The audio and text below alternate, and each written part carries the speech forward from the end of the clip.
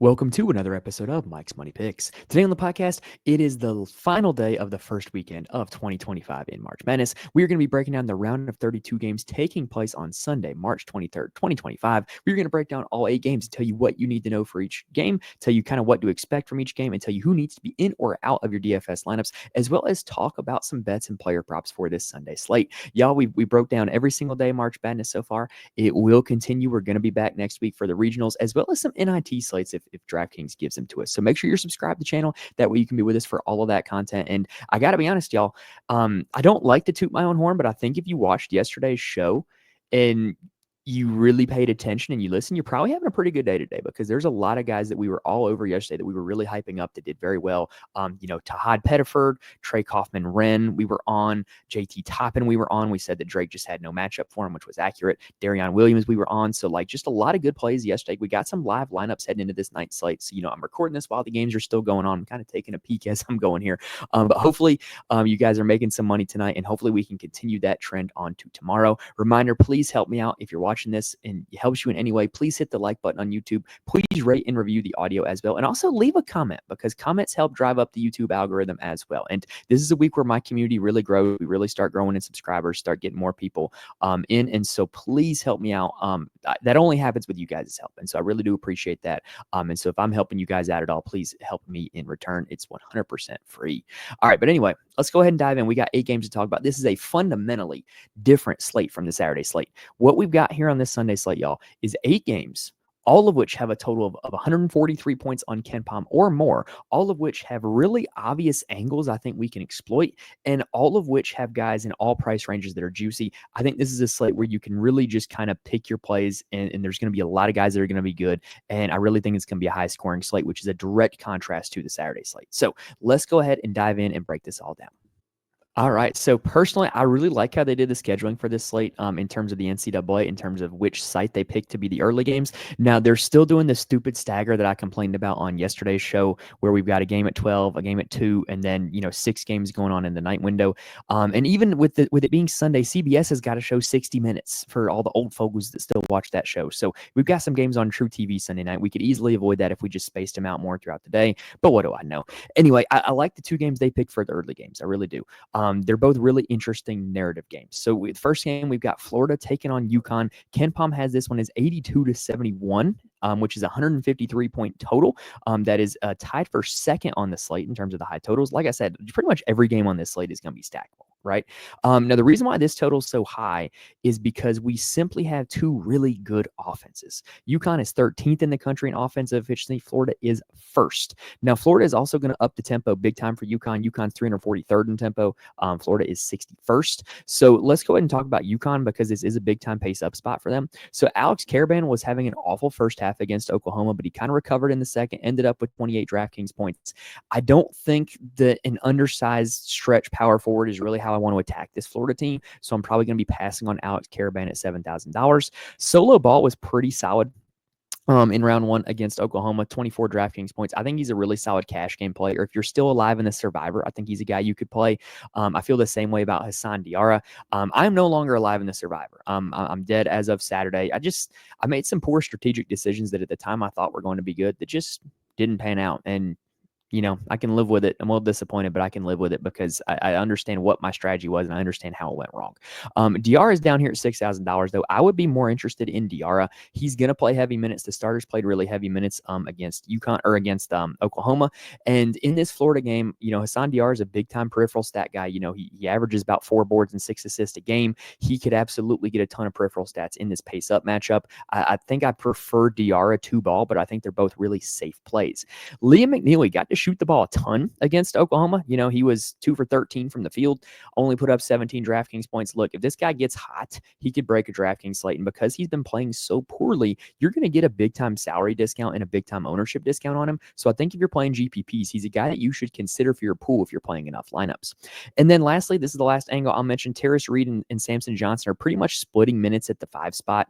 Reed has a much higher usage rate, much higher fantasy points per minute threshold than Johnson does, but literally in that first round. They split it down the middle, 2020, never appeared on the floor at the same time, never were off the floor together.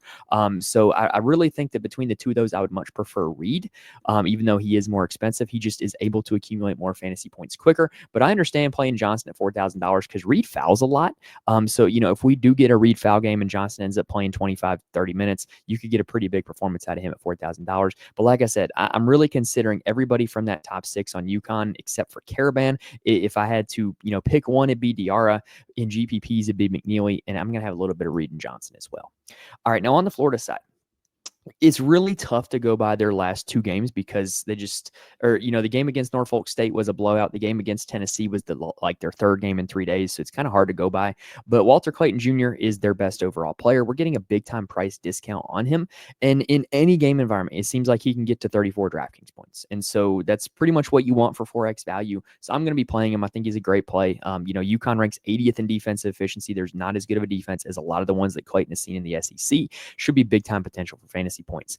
Elijah Martin had a really big game against Norfolk. Well, I say really big, but it was 25 DraftKings points. He's finally at a salary that, I think he's playable. And I think that this is a pretty good matchup for Florida as a whole, with UConn not being great defensively. So I might go back to Martin, or I might go back to Will Richard.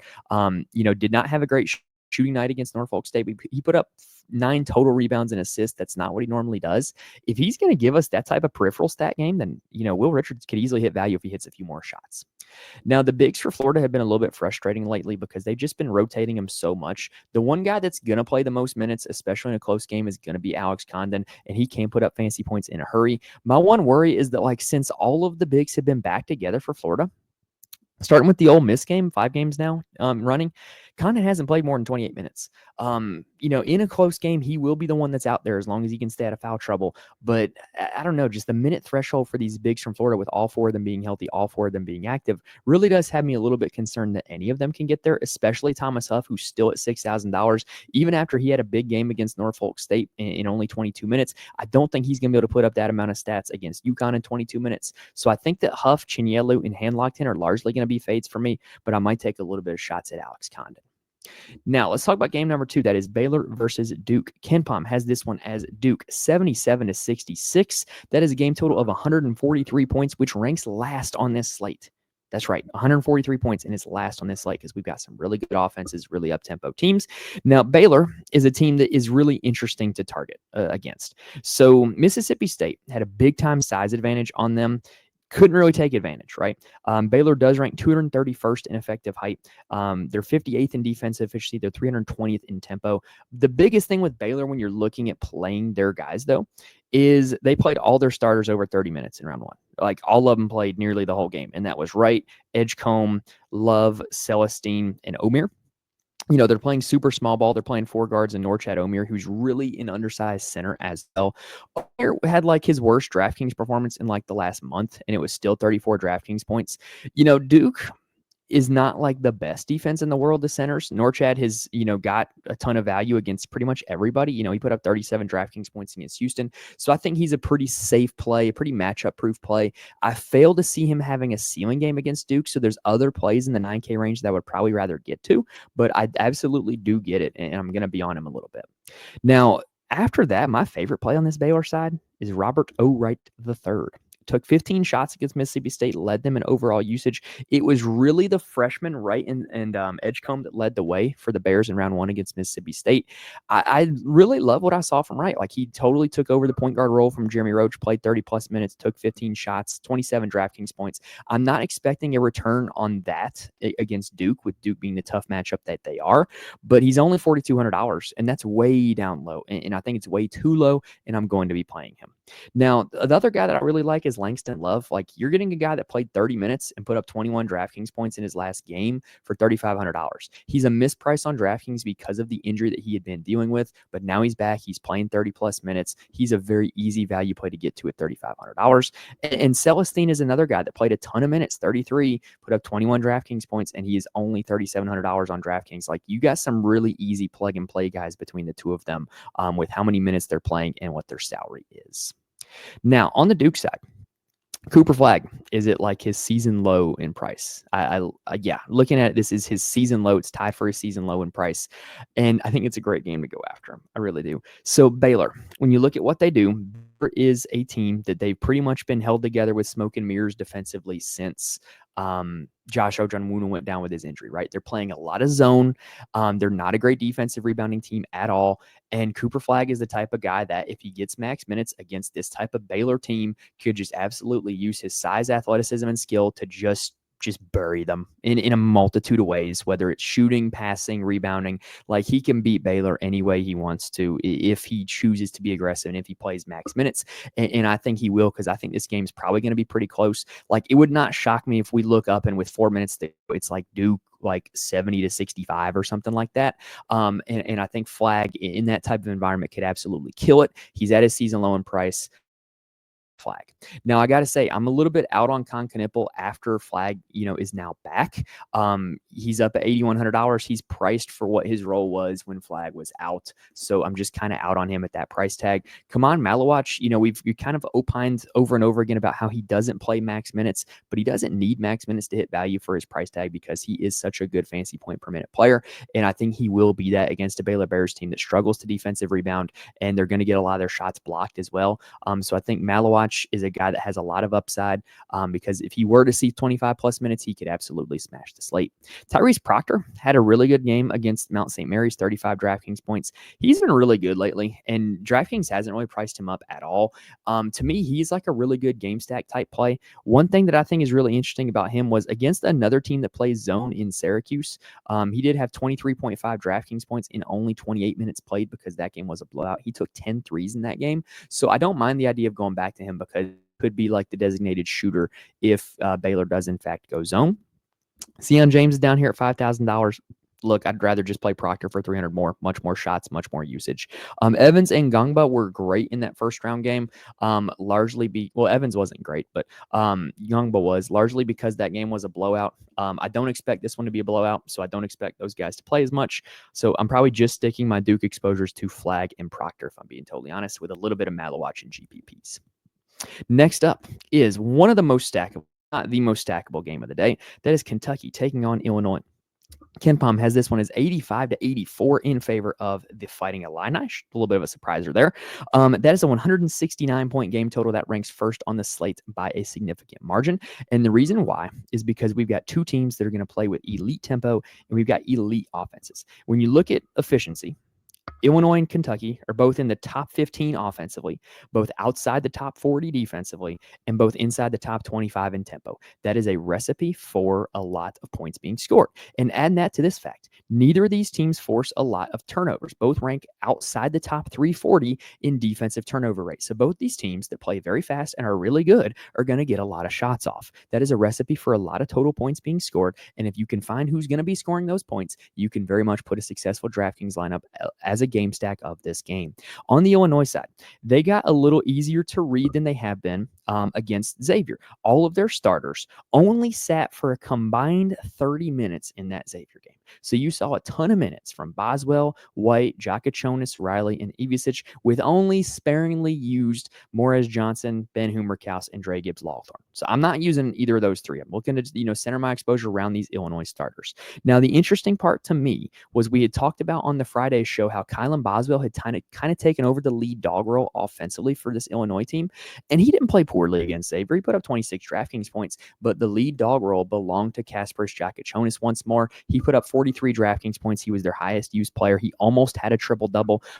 With this upped pace with Kentucky, I could see him absolutely putting up a triple-double. He's a type of profile that we love to target in pace-up games like this. I think this is a really good spot for Kasparis Jakachonis. I think he's going to be one of the most popular plays on the slate for good reason. I probably wouldn't play him in the Survivor or a cash game. I think he's a GPP type of play because he can be risky. He can have some dumb games, but I think he's a really, really good play. I also like Ivisic as well. He was second on the team in usage. He played max minutes against Xavier, 32 minutes. As long as he can stay out of foul trouble, he's going to put up a ton of DraftKings points because he's just a walking double-double. And he's, has the chance to do that against Kentucky. He's going to have an advantage over this Kentucky front court. So I really like the idea of a Jakachonis Ivisic stack. And Will Riley is interesting. I think he's overpriced, but he's played super well lately, but the problem is he's doing it largely by scoring. He's had some ups and downs in the peripheral stats. I much prefer my guys at $7,000 and above not to be as scoring dependent, not to be as efficiency dependent as he is. But I understand the merits of playing him. And I got to be honest, with me looking to game stack this game as much as possible, he's probably going to make my player pool. After that, Trey White, I'm probably not as interested in. He is like a junkyard dog defensively, what will get you some peripheral stats, but he's just not a scorer. He's just not getting the shot attempts. $6,000 is a lot to overcome for a guy that's not a scorer at all. Yes, I know I said I don't like my expensive guys to be scorers only, but I also don't like my guys to not be able to score at all. There's a happy medium there, right? I want to be able to get scoring and peripheral stats and drafting scoring. All right, now let's talk about the Kentucky side. So on the Kentucky side, Otega Oweh is going to be my big time target from this team. In the first round against Troy, they only played 3 guys north of 30 minutes. It was Kobe Brea, Andrew Carr, and Otega Oweh. Oweh was the usage leader among those starters. He took 13 shots against Troy, put up 28 and 6 for 42 DraftKings points. And I don't know how Illinois is going to defend him. I really don't, especially considering that Kentucky has really good offensive spacing. They run really good sets. I think this is a really good game for Oweh. He has been a little bit bad with turnovers recently, but Illinois is not a team that forces a lot of them. So I think this is a game where they can really get it in his hands and let him go to work. For the other guards on the Kentucky side, Kobe Brea is just, a flamethrower of a shooter. And he was 3 for 6 in the first game against Troy. If he does that again, he could absolutely hit value because he's going to be out on the floor nearly the entire game. He's an underratedly good defender. And if he gets you 4 or 5 made threes, you could be looking at a really good performance from Brea. Lamont Butler's the other guard, and I'm still not convinced he's fully healthy. He only played 25 minutes against Troy, did not make a shot. So like a little bit of a personal story here. So 2 years ago, I mentioned here on the podcast before that I do coach high school basketball. One of our players had a torn labrum in his shoulder and played through it the entire season. And he could do it. It was quite painful, but he was not the same shooter that he was the season before. And I think Butler is going through a little bit of that right now. I think that with his nagging shoulder injury, I think that it's painful. I don't think that he's as good of a shooter as he was before. And I know he's $5,400. I know he's Lamont Butler, but just that shoulder injury has me totally scared off of him. And I'm probably just not going to go after him anecdotally for that reason. Now, for the forwards for Kentucky, Amari Williams only played 25 minutes. Mark Pope has gone on record for saying that he doesn't want to run Williams into the ground. To me, that creates a scenario where I don't really want to go after him in DraftKings if I know he's only going to be playing 25 minutes. Could he get home in 25 minutes? Absolutely. But he's also got to put up a lot of numbers in those 25 minutes to get home. So to me, that kind of has me slightly worried. I would much rather play Andrew Carr, who is up here at $6,500. I think that's a little bit expensive for Carr, but he's going to be on the floor nearly the entire game. He can get you stats in a ton of different ways. And Illinois is a team that gives up stats in a ton of different ways. So I don't mind the idea there. Brandon Garrison played 15 minutes. He was in the game when Amari Williams was out, put up 27 DraftKings points in 15 minutes against Troy. Could he do that against Illinois? Probably not to that extent, but I do think he's going to enter my player pool at only $3,900.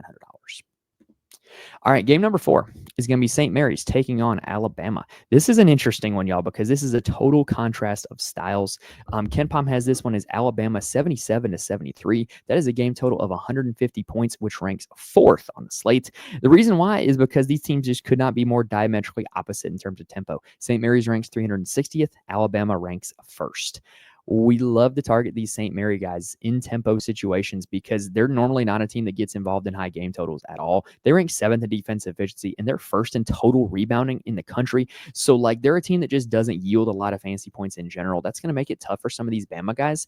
But St. Mary's, to me, it's an all systems go situation, right? In the game against Vanderbilt, they really went starting 5 heavy. They played Barrett pretty much the entire game. Saxon played a lot. And then Jordan Ross and then Augustus Marshallonis, they all played north of 30 minutes, and Marshallonis was dealing with some pretty substantial foul trouble as well. And then you had Paulus Maraskis and Harry Wessels. They really split minutes nearly 50-50. I'm kind of not interested in both of those guys for that reason. Even though Alabama can be had by bigs, I just worry about playing a guy that I know is only going to play between 15 and 25 minutes. Like that just is just not that appealing to me. I mean, maybe could you argue for taking shots on him in GPPs? Yeah, but is just not that appealing when I know that the minutes are going to be capped because they are splitting minutes, right? Marciulionis to me is in a really good situation. He's a great peripheral stat guy, and you look at his performance in pace-up games, and it's been really good, right? Like you look at the rock fights the St. Mary plays, that's when he's down in stats, but you look when he plays some of these more up-tempo teams, he can really put up some numbers because of his ability to generate peripheral stats as well as scoring. I like him a lot at $7,900. I think he's a great play. Mitchell Saxon is another guy that I like. So he was great against Vanderbilt, 34 minutes, 31 DraftKings points, and he's priced down here on this slate for whatever reason.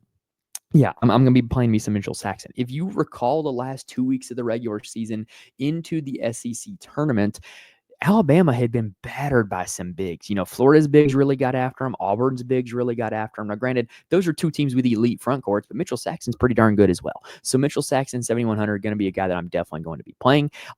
Luke Barrett is like the cardio king. He plays nearly every minute of every game.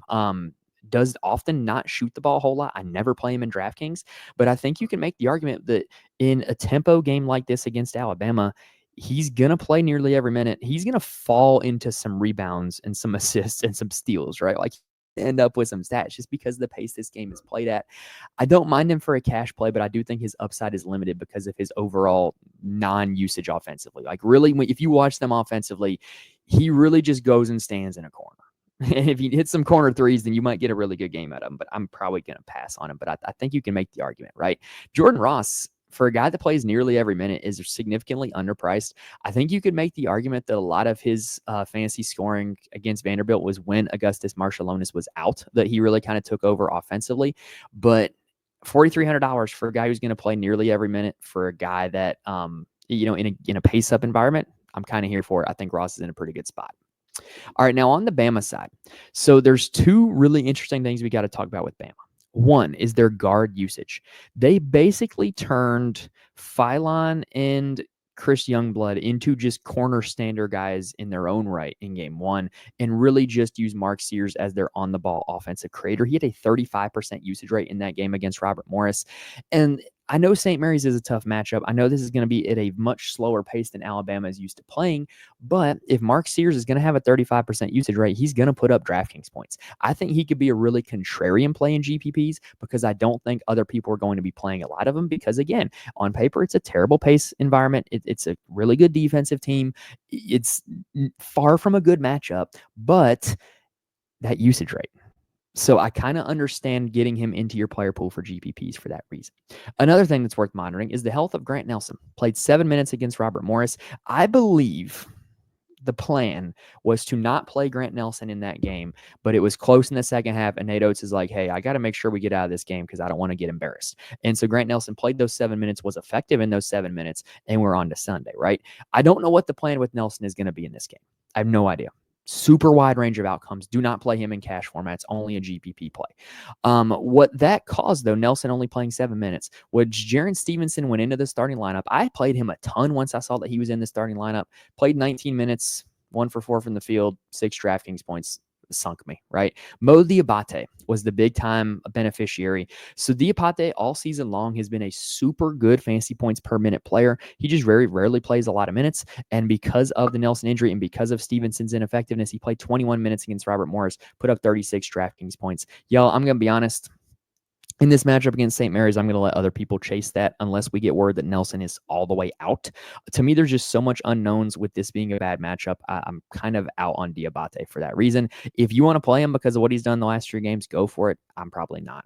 And then Cliff Amorie had his best game in an Alabama uniform against Robert Morris, played 21 minutes, put up 31 DraftKings points. Look, he's the best interior defender they have. He's the best rebounder they have. They're going to need those 2 things against this St. Mary's team. I think we could see a Cliff Amorie ceiling game now that he is playing well, now that he's involved in the offense, and now that, if Grant Nelson's out, he's really going to have to pick up some slack. So I really think Amorie at $5,500 is a solid play. And then I still have an affinity for Aiden Holloway. I always will, I think, because when he was at Auburn, I just watched him play the first time, and I'm like, wow, that kid's got it. He's playing a decent amount of minutes. He's a supremely high usage player when he's out there. Super wide range of outcomes. He's only $3,900. I think he's a GPP play only. All right, that does it for the first 4 games. Let's go ahead and take a quick breather, and then we're going to break down the next 4. Now, before we get to the next game, I do want to mention there are places where you can get more information from me. First off, you can follow me on Twitter at Mike's Money Picks. I'm more than happy to answer any questions that you might have, as well as it's where I tweet out all updates for the show. So if you want to stay informed or just get some advice, that's a great place to go. I'm also in the Fantasy Corner Discord. The link is in the description on YouTube as well as on the audio feed for the Fantasy Corner Discord. It is 100% free and it is a community of a bunch of really good, really smart people who talk DFS for a lot of different sports all day long, and college basketball is one of the most poppin' chats in there. We've got a lot of guys who've won a lot of money in there this season, and they're constantly bouncing ideas off each other, talking strategy, talking plays, keeping up to date with starting lineups and injury news, which can be vital. And it's just a great place to get information, to talk strategy, and just kind of, be a part of a community that's a lot of fun. I cannot recommend it enough if you're looking for people to talk DFS with. Also, if you want to know who actually makes my DFS lineups, head on over to the Patreon, patreon.com/Mike's Money Picks. For every college basketball DFS slate, I post my core plays as well as why they're my core plays with a full write-up. So if you want that information, that is where you can get it. Now, I can't guarantee that you can just sit there, plug in those plays, and win thousands of dollars. It's not that easy. But what I can guarantee is that you'll get well-thought-out, well-researched information from somebody who knows what they're doing and can help you get better at college basketball DFS. All right, now let's go ahead and continue with game number 5. It is Colorado State taking on Maryland. I got to say, this is the game where I have the most confidence in one outcome. KenPom has this one as Maryland 76-69. That's a game total of 145 points, which ranks 7th on the slate. I got to be honest, I think Maryland rolls. I think Maryland blows them out. Maryland is playing really good basketball. I know Colorado State is too, but I think when you look at the individual matchups, I think that this just plays into Maryland's hands, right? Colorado State, not the best defense, 52nd, 255th in tempo. They're a really good defensive rebounding team, but a terrible offensive rebounding team. And the interesting thing to me with Colorado State in their first round game was that they played their top 4 guys almost the whole game. Neat Clifford, Kyan Evans, Jalen Crocker-Johnson, and Jalen Lake played nearly the whole game. Bemba kind of played half the game, and then Morton and Bourne were really the main 2 guys that came in off the bench. I'm not interested in playing any of those last 3 guys. I really just want to focus my attention on the top 4. Crocker-Johnson is a guy that had always been kind of limited by his own minutes. 30 minutes was the high he played all season. Yeah, it was the high he played all season. And Maryland is a team that I don't normally play bigs against because they will get your bigs in foul trouble and they will dominate the glass. But Crocker-Johnson at $4,500 is going to be needed to play nearly the whole game. I don't mind the idea of playing him at $4,500. He's not my favorite play, but I totally get it if you're looking there. Now, Neat Clifford is going to be popular. He was popular on Friday. He's just playing great basketball, y'all. He's been really good. He couldn't buy a 3 on Friday. I think you could argue that he's due for some shooting regression, but he puts up a ton of peripheral stats. He is this team's primary playmaker offensively as well. I don't mind the idea of getting to him at $9,400. I think guards and wings are how you want to attack this Maryland team. So I kind of totally get playing Clifford. He's not my favorite pay-up option on the slate, but he's certainly one of them, and he's going to make my player pool. Kyan Evans is the guy that had the huge game Friday against Memphis, played 36 minutes, put up 38 DraftKings points, could not miss from 3 with 6 for 9. I'm going to be honest, I think he could be due for a little bit of shooting regression, but at his price tag, with his minute total, with his profile, I don't care. Even if he were to go 3 for 9 from 3 in that game, then he still would have made 28 DraftKings points. So I'm still on him at $5,200. The price tag is just comically cheap to me. And I think it's even worse for Jalen Lake. Jalen Lake actually had a higher usage rate than Kyan Evans in that game. He only took 10 shots, only took 7 threes, but he had the ball in his hands a lot. He's $4,100. He's going to play nearly every minute. This is a comical price tag. I'm firing up Jalen Lake quite a bit here on this slate.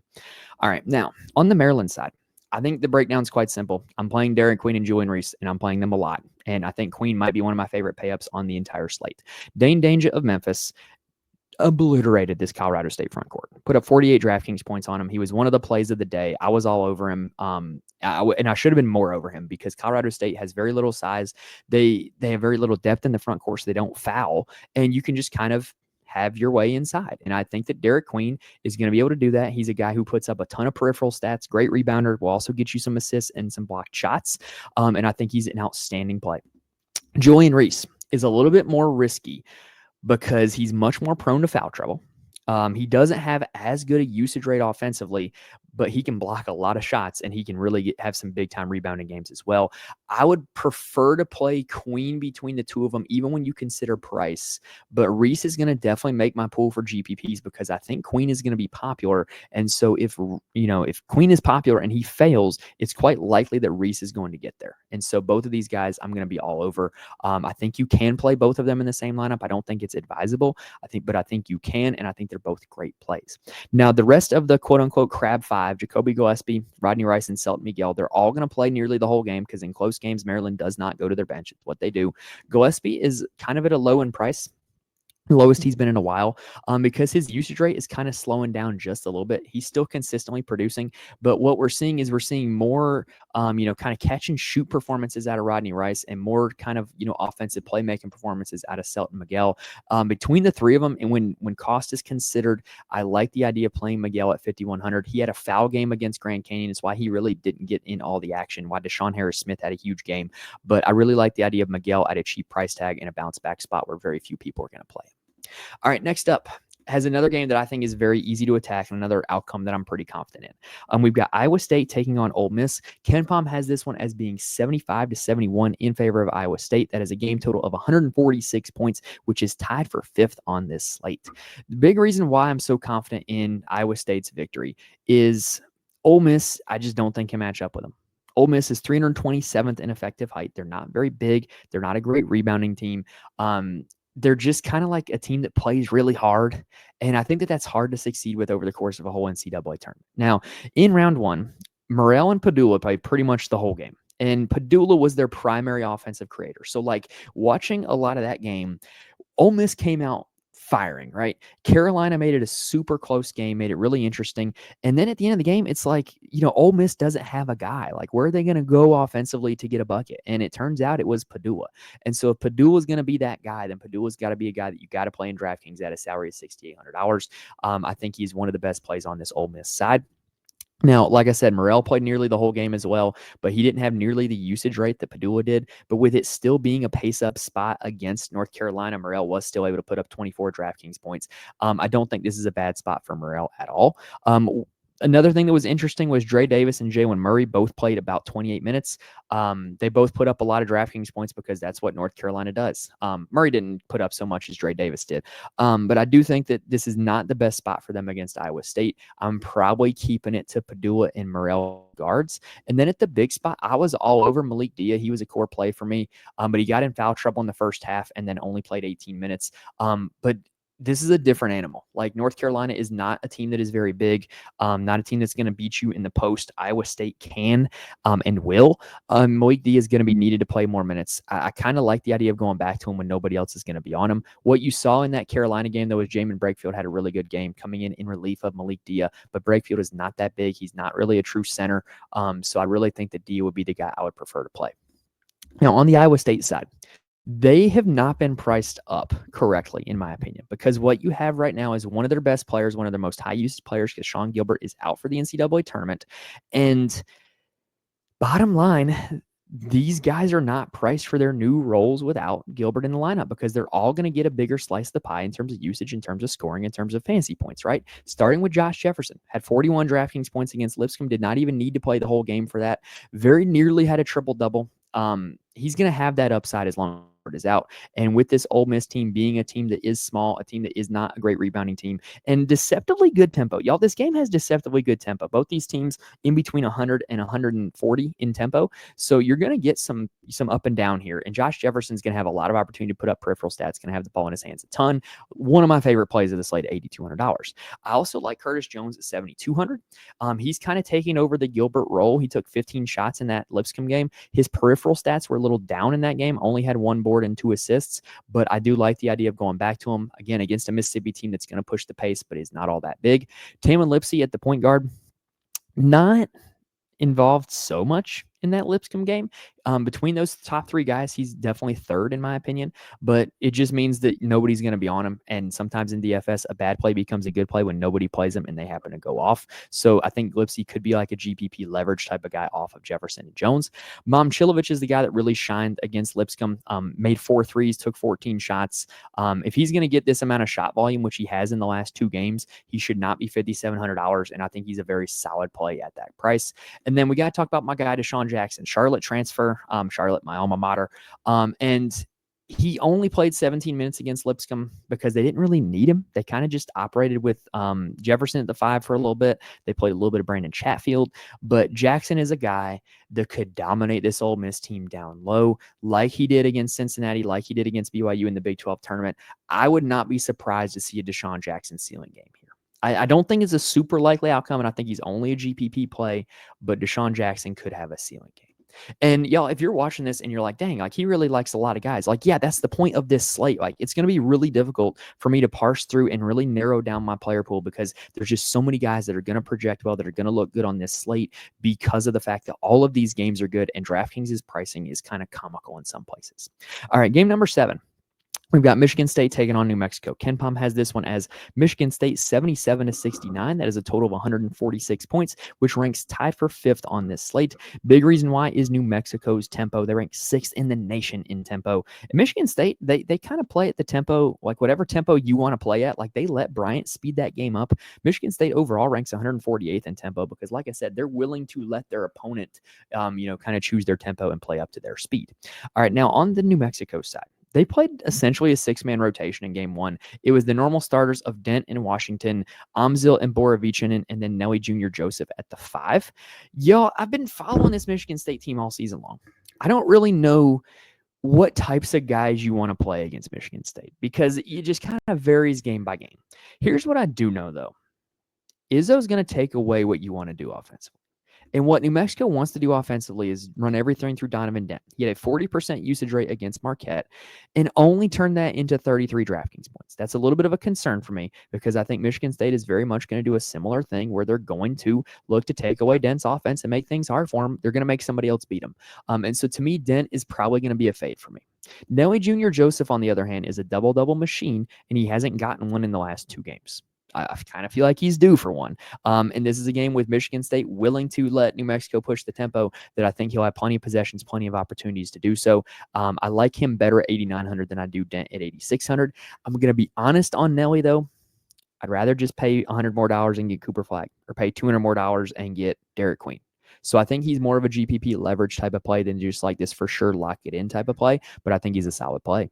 True Washington is kind of the second guy offensively, and he had a pretty solid game with Diamond Dent kind of being locked up by Marquette. It could be the same way here. They could absolutely have the same game plan, have the same thing happen. He's only $5,700. That would be my argument for playing him. I don't know if he's going to end up making my final pool or not.